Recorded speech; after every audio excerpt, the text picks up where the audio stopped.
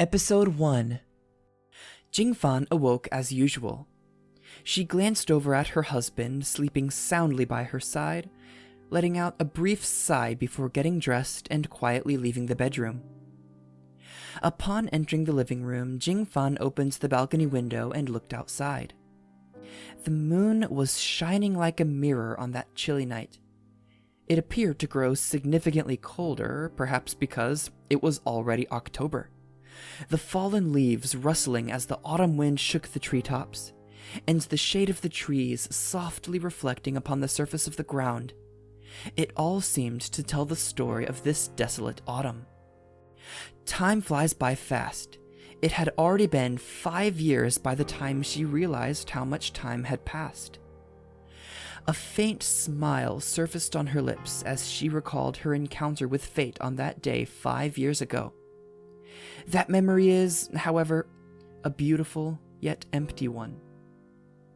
Even now, she could still vividly remember that sunny morning as if it were yesterday. White clouds like cotton candy were scattered across the sky, where a breeze occasionally blew as if informing everyone that today was the perfect day for a walk outside. However, Jingfan was forced to ignore the lovely sunny weather outside in favor of her plans to attend the lecture of a scholar famous for research on William Shakespeare. Groups of people were joyfully strolling the town with their families and friends. Even the elderly, who seldom stepped foot outside, roamed through the park with their canes to celebrate the rare sunny weather, casually chatting and occasionally calling out to those that passed by. It was truly a lively weekend full of cheerful smiles and laughter. Jingfan was running slightly early on time. Feeling refreshed from the sounds of laughter heard from the roadside, she joined in the flow of people as she leisurely headed toward the lecture hall. Then, a boy clutching a mouse-shaped balloon ran past Jingfan from behind. He turned around as a voice called to him, but his legs continued to race forward without stopping. Perhaps he was too excited. The boy suddenly stumbled over a small pebble and fell to the ground. The fall caused him to release the balloon he had been holding, which then blew away in the wind toward the other side of the road. With his eyes fixed on the balloon, the boy forgot all about the pain in his legs as he promptly sprung up and chased after the balloon. At that exact time, a motorcycle came zooming towards the boy at high speed. Jingfan, the chatty elderly, as well as everyone else strolling down the streets, all witnessed this terrifying sight. The young man riding the motorcycle obviously noticed the boy and frantically tried to brake, but it looked as if he would not be able to slow down in time.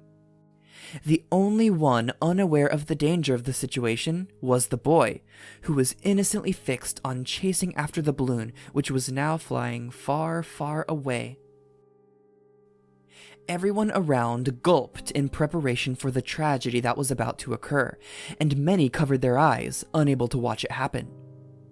"Look out!" Jingfan tried to yell out, but her voice failed as if something had been caught in her throat. At last, the boy noticed the motorcycle barreling towards him, but he was in shock and unable to move.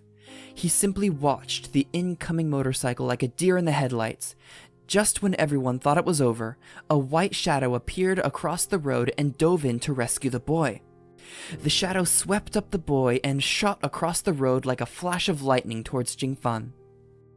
The young man on the motorcycle, trying his best to avoid crashing into the boy, turned the handle while braking with a loud screech, causing him to lose balance and crash into the ground. In the blink of an eye, a wave of people swarmed over from all directions.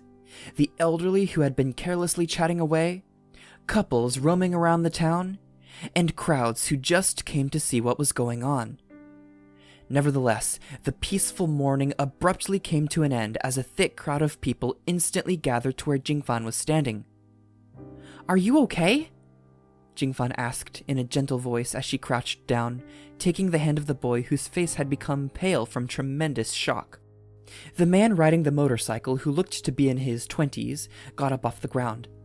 "What the hell are you doing? If you're the kid's parent, you need to do a better job watching him." shouted the man as he stormed over to Jingfan and the man clothed in white. Jingfan looked at the boy, who was frightened at what had just happened before his eyes. Before she could open her mouth to speak, however, the man clothed in white was already apologizing to the motorcycle man. Jingfan watched with a puzzled look as the man in white tried to reason with him, but the motorcycle man held nothing back as he continued to argue. Then a man and woman pushed through the crowd and came before Jingfan and the boy. The woman, dressed in an exquisite beige dress, took the boy and embraced him tightly while rubbing his back. The boy finally let out a cry. "Mommy! That was scary, Mommy!" sniffed the sobbing boy. "I know, sweetie. You're okay now. Mommy's got you. Are you hurt? Show me where it hurts." That was the moment when the surrounding onlookers finally realized that the man clothed in white who had saved the boy's life was not actually his parent.